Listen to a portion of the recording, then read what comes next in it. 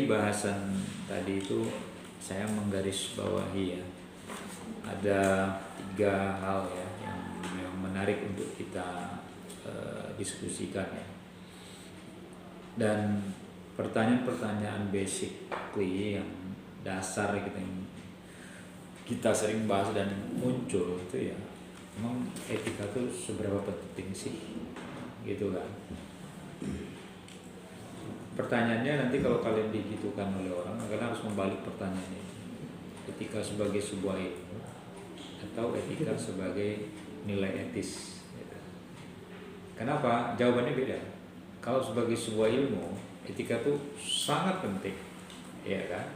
Teori-teori etis itu penting, dan para filsuf ada di wilayah itu. Bagaimana mereka memahami teori-teori moral, bagaimana mereka mengkodifikasikan teori-teori moral, itu kan.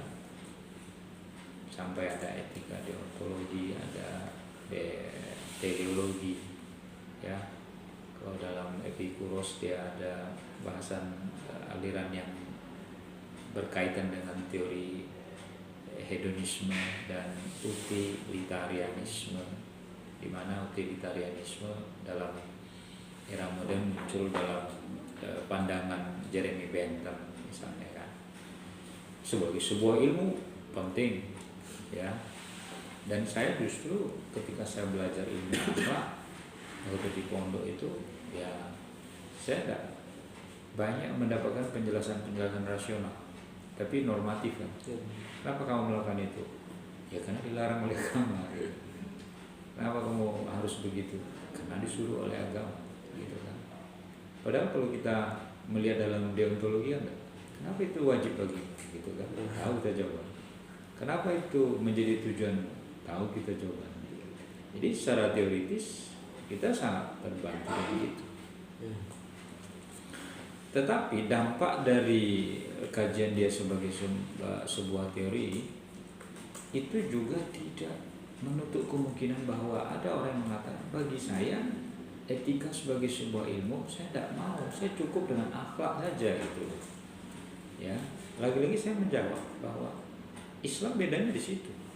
Di Yunani itu etika sebagai sebuah ilmu, tapi dalam Islam itu akhlak itu yo ilmu, yo tindakan, amalannya gitu loh. Jadi nilai teoritis dan praksisnya ada.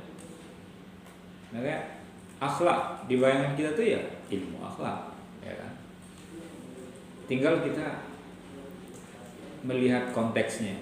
Oh, akhlaknya jelek, ini akhlaknya baik, nah, berarti dalam tindakannya gitu. Jadi kalau misalnya seberapa penting, jawaban saya kalau dalam sudut pandang keilmuan ya sangat penting. Tapi kalau dalam tindakan, nah itu tadi seperti pertanyaan Agustina tadi, kenapa orang yang mengerti tapi orang tidak mengamalkan, gitu kan? Memang ada orang yang hanya mengerti teori itu tapi dia tidak mengamalkan apa yang dia pahami. Saya beri contoh sederhana. Orang yang saya dapat info, melihat sendiri di tayangan TV, ada orang menjual dagangannya itu daging sapi dengan daging celeng dicampur, dijual. Lalu ditanya oleh nama disamarkan, tempat disamarkan. Apa sampean ikut makannya enggak? Enggak. Dia menjual tapi dia tidak makan. Jadi pada tataran ini ada orang yang mengerti teori bahwa itu tidak baik, bahwa itu baik, tapi dia tidak mengamalkannya loh. Dan filsuf banyak di wilayah itu. Iya, betul. Tidak semua ya, tapi banyak di wilayah itu. Mereka hanya berpikir bahwa kami ini ahli teori, teoritis kami ini, gitu. Bahwa kami ini adalah saintis, ilmuwan. Ya coba aja lah orang-orang yang membuat peluru kendali, mau dia ditembak kan? Coba aja. Ya, sampai-sampai kita memakai istilah kelinci percobaan. Kita ngerti, tetapi untuk kelinci, bukan untuk kita. Jadi seberapa penting itu, dan kita melihat bagaimana orang mengamalkan ilmu itu, memang disinilah bedanya agama, karena dalam Islam itu kita digambarkan apa yang kita ketahui itu, apa yang kita pelajari itu, itulah yang kita amalkan gitu. Makanya dalam Islam juga dikasih tahu bahwa orang akan meninggal dengan kebiasaan-kebiasaan dalam hidupnya, ya kan? Orang minum minuman ya matinya meninggalnya dalam keadaan mabuk, ya. Orang ahli ibadah meninggal dalam keadaan sujud indah sekali kan. Orang yang ahli sholat malam meninggal dalam sujud indah saat malam. Ya karena memang dia mengamalkan begitu. Jadi di sini menurut saya kontekstualisasi bahwa teori itu tidak hanya sekedar tahu, tapi bagaimana teori itu diamalkan. Ya bagaimana mungkin coba orang menyuruh lakukan ini, lakukan itu, tapi dia tidak sendiri, dirinya sendiri tidak mengamalkan. Sama saja dengan memandikan monyet kan, diikat monyet, lempar dia ke dalam sungai, gitu, tarik lagi, lempar lagi, sementara yang mandinya nggak mandi gitu kan, ya kan? Faktanya kan seperti itu yang terjadi. Jadi menurut saya ada sinkronisasi antara teori yaitu ilmu dengan praksis atau amal. Jadi ilmu dan amal. Pepatah Arab sudah bagus tuh. Al-ilm bila amalin kasyajarati bila samarin. Luar biasa itu menurut saya orang Arab membuat pepatah itu. Ilmu itu kalau nggak sama dengan ya kita nanam pohon buah, ini pohon buah tapi bukan bunga ya, pohon hiasan. Kita tanam pohon mangga nggak buah, tebang mau kita. Bahkan waktu saya ingat banget waktu kecil, ibu saya nanam kelapa, terus kelapanya nggak buah, itu dicacah batangnya itu loh, Mas. Mungkin hampir di Indonesia ternyata sama ya. Jadi biar dia buah, berapa tahun kemudian buah, gitu. Saya heran, ini takut juga. Apanya yang saya pikir kan gitu, dia harus begitu katanya kan. Kalau nggak juga, lalu baru ditebang. Oh ini benar dia tidak berbuah ini pohon. Itu sebenarnya secara pengandaian yang sangat logis menurut saya.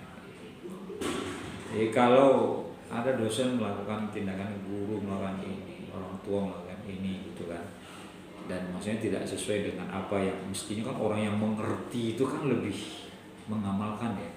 Kalian tahu kasus incest itu sering terjadi itu di daerah incest, tahu ya, orang yang berhubungan seks dengan keluarga sendiri, itu orang yang memang pancen tidak tahu terus. Mereka tinggal di masyarakat marginal, jauh dari pemukiman masyarakat, kemudian tinggal dengan saudara-saudaranya, lalu melakukan hubungan seks, lalu melahirkan anak. Kan ditemukan di beberapa titik di Pulau Jawa dulu kan, dan di luar Jawa. Dan setelah diteliti betul mereka jauh terisolir tempatnya, nggak nikah, nggak apa. Kenapa tahu? Karena dia punya anak 5, karena adik dan kakaknya nggak nikah, kumpul gitu aja punya anak 5, idiot semua, gitu, ya kan? Dan selidik, ya karena memang dia nggak ngerti kalau kamu tuh ya harus menikah, kamu yang menikah dengan orang lain, tidak hubungan nasab. Kan terjawab itu kenapa Nabi melarang kita menikah dengan 3 alasan itu kan, hubungan nasab, hubungan persemedaan, hubungan susuan. Itu jawabannya kan. Dan jawaban-jawaban yang lain, termasuk kenapa Islam membolehkan poligami, tidak membolehkan poliandri. Ini jadi Salome gitu sini. Ya, jadi Islam memberikan jawaban-jawaban itu loh pada kenapa kalian diajarkan nilai etis seperti itu. Karena nanti outputnya begini loh gitu. Ya. Nah, sehingga menurut saya ilmu amal, teoritis dan praksis itu memang dia sejalan. Jadi kalau ada orang yang mengetahui tapi dia tidak mengamalkan ilmu yang dia miliki itu, dia derajatnya akan rendah sendiri karena perilakunya. Dan kemuliaan manusia itu di sisi Tuhan itu kan karena perilakunya kan. Perilakulah yang membuat seorang mulia itu di sisi Tuhan.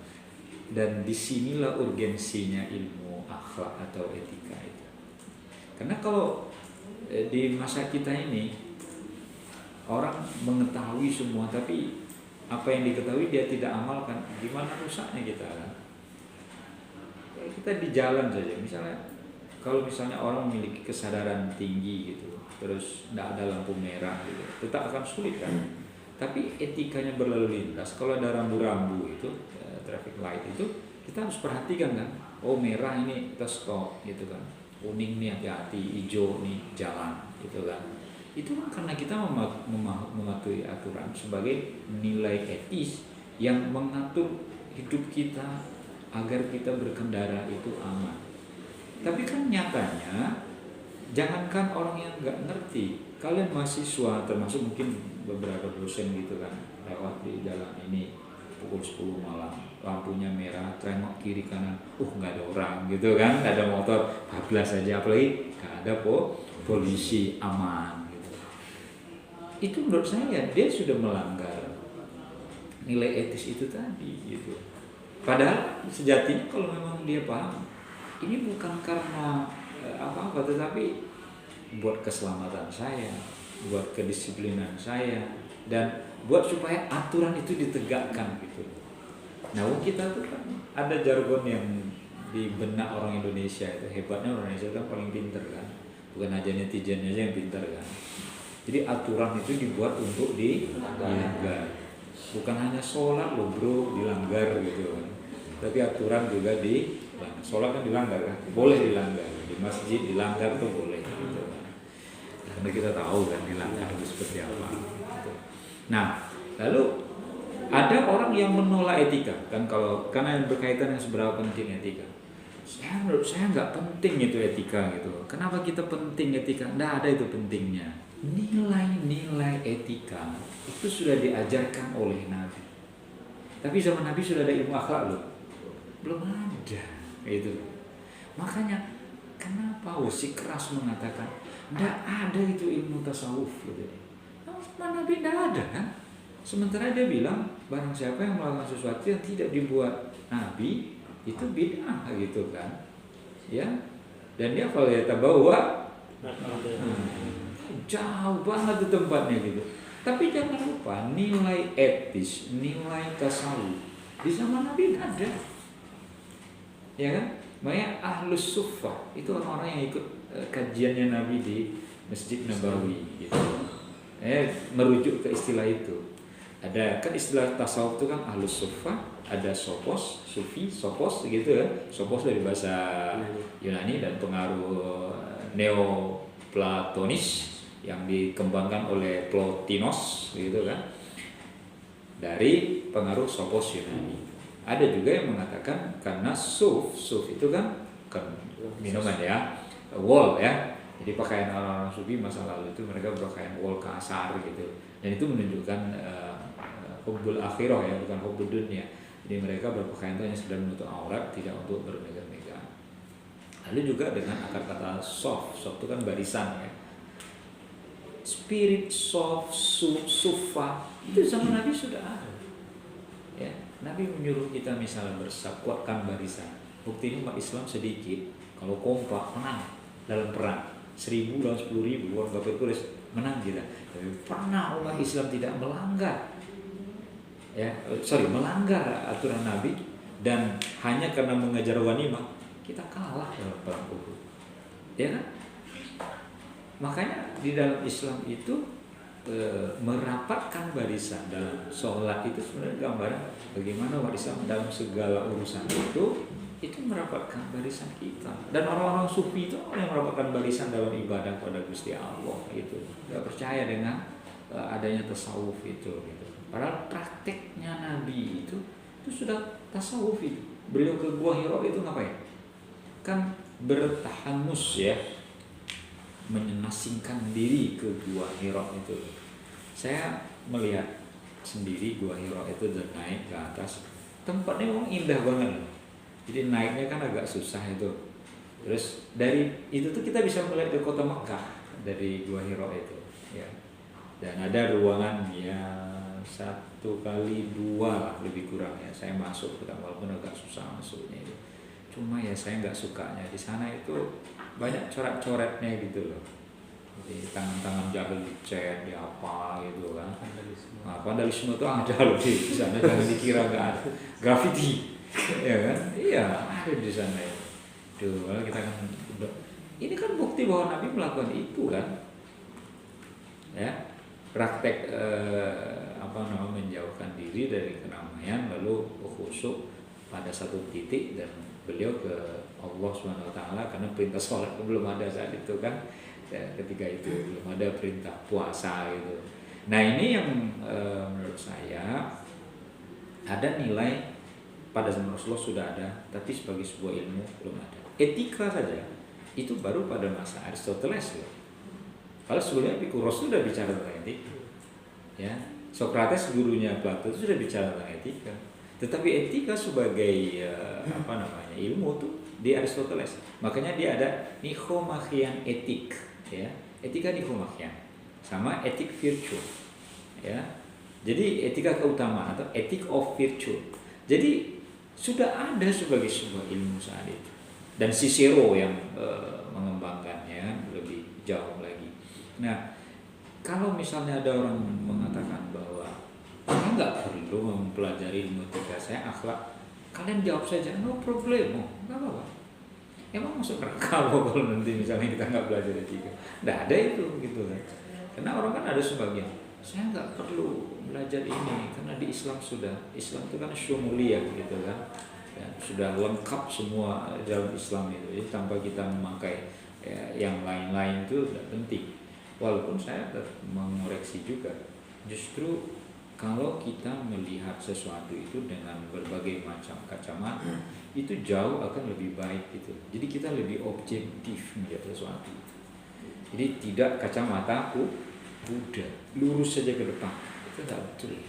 Tapi kalau kita melihat foto aja, kalau dari berbagai angle kan bagus kan, kanan kiri depan atas belakang gitu.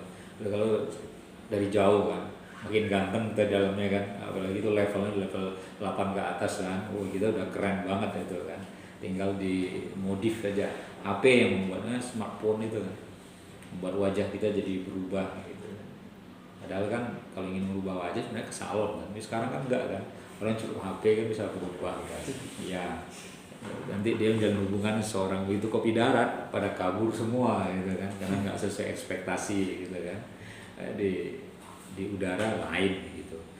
Nah menurut saya seperti itu saya memahaminya. Jadi kalau ada orang yang menganggap tidak perlu etika karena baunya Yunani, tidak apa-apa, ada akhlak dalam Islam itu gitu kan, karena memang Islam itu sendiri isinya kan itu kan akidah, ibadah, akhlak kan gitu ya kan. Representasi dari akidah, ibadah, akhlak itu ya akhlak itu gitu. Kalau di dasarnya Islam itu tadi kan Islam, iman, ihsan tambah satu tadi ya Mas ya. Nah, itu kan. Jadi tambah eskatologis gitu. Itu kan tidak ada masalah itu, karena memang dasarnya ada pada itu. Walaupun teori itu juga bisa dibantah. Jadi yang membuat itu kan siapa gitu. Apa kita kudu mengikut itu kan tidak juga kan. Ya, kalau saya sih memahami seperti itu.